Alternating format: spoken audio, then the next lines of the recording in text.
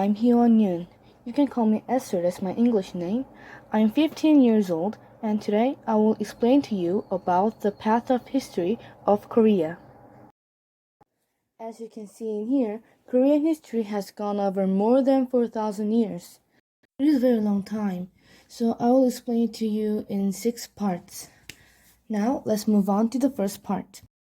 The first part is prehistoric age and the first country that was established in Korean Peninsula. Here, you can see drawings that guess the life of the people of that time and tools.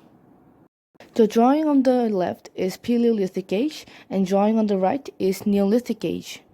These are the tools. The Neolithic tools are smaller and more complicated than the Paleolithic tools. Here, you can see bones of the house that was used during the Neolithic age and figures of the people. Inside the house, you can see bowls for storing food and also a fireplace. This is a carving of the wall that was restored. You can see many animals and some fishes. People carved animals on the wall to wish to hunt more animals successfully. This is a dolmen, which is a tomb for high-level people. This is the look of the leader during the Bronze Age.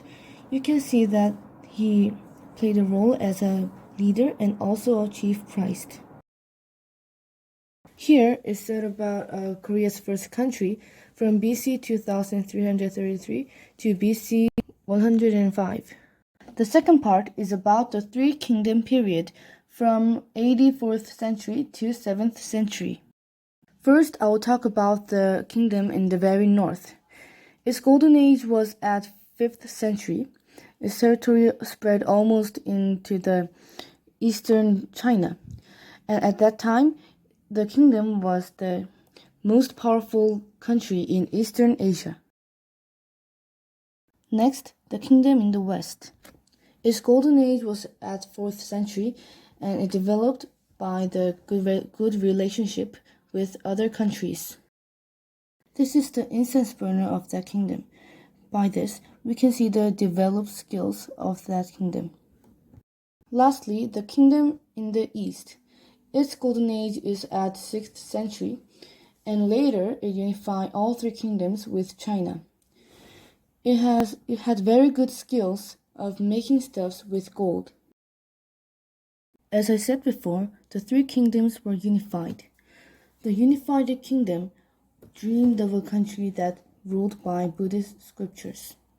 So they made lots of temples, and some of them are still lasting from even today.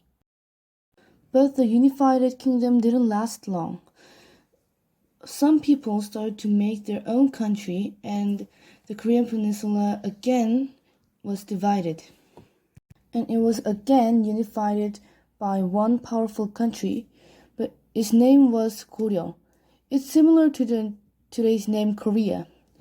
The name Korea come from Goryeo, and it was spread to the world by foreign ambassadors.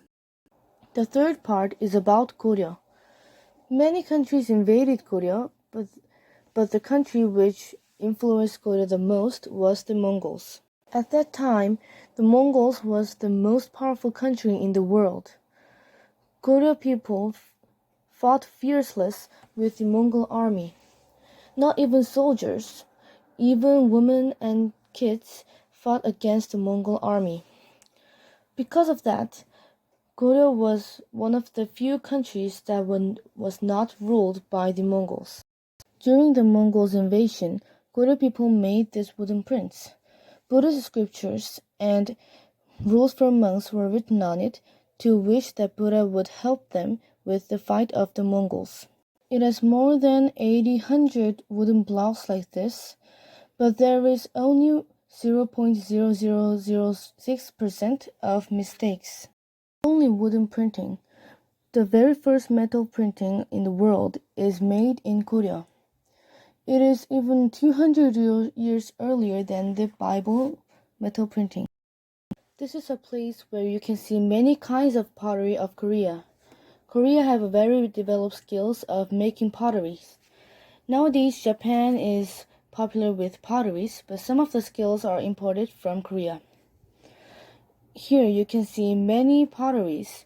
You can see they're very beautiful and has a very complicated patterns. The next part is about a country which was established by a coup d'etat of a Goryeo general.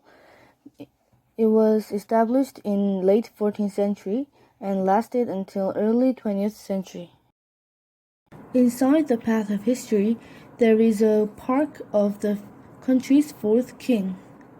He led the golden age of the country, and he invented the Korean letters called Hangul we still use today. He also invented a lot of inventions. Most of them were related to agriculture. That's because the country was an agricultural society and the king loved his people, so he wanted his people's life to be stable. Exactly after 200 years later, after the country was established, Japan invaded the country. At first, because of the 200 years of peace, the soldiers could not fight against the Japanese. But the active activities of the admiral and the navy and the people of the country, after 7 years, Japan finally retreated to its own country. This is a common culture park. It shows a culture of common people. Now, let's look closer. There are 5 people. First, please look at this man reading a book. People at the time thought knowledge was very important. These 2 people are playing with the Korean traditional mask. And these 2 peoples are showing people music by stories. The 5th part is about the opening port era and the Japanese colonial period. At first, the country did not want it to open its port, but at last it opened its ports. It happened by an unfair treaty. Many people were upset about it, so some of them fought for independence. These are the pictures of some of the independence fighters of that time. The most famous movement is the March 1st movement. It was at 1919, after 9 years Japanese colonized Korea. At that year, the king of the country died, so at his funeral, people planned an independence movement. During the independence movement, people of Korea didn't use weapons at all. They just shout out, "Hooray, Korea independence," and wave Korean flags. But Japanese tried to shut down the independence movement by weapons such as guns and swords. Many Korean people died and many people were sent to prison. You can see this statue with a girl. This statue represents Japanese military sexual slavery. During the Japanese colonial period, Korean girls were taken to the Japanese army by force to fill their sexual desire. Some of the girls at that time are still living today as a grandmother, but Japanese are not saying a single word of apologize. The last part is about the Republic of Korea. After the Korean War of 1950, Korea was separated into North and South. It is still lasting today. And after the Korean War, Korea was very poor. But the sacrifice and hard work of Korean people, Korea started to develop very quickly. This is a diplomatic movement memorial park. And Korea finally became a diplomatic country. But some presidents were dictators. But every time, the Korean people rised up. The dictators, of course, killed a lot of people who rised up. But because of their sacrifice, Korea became a real diplomatic country nowadays. Our tour ends here. Thank you for listening.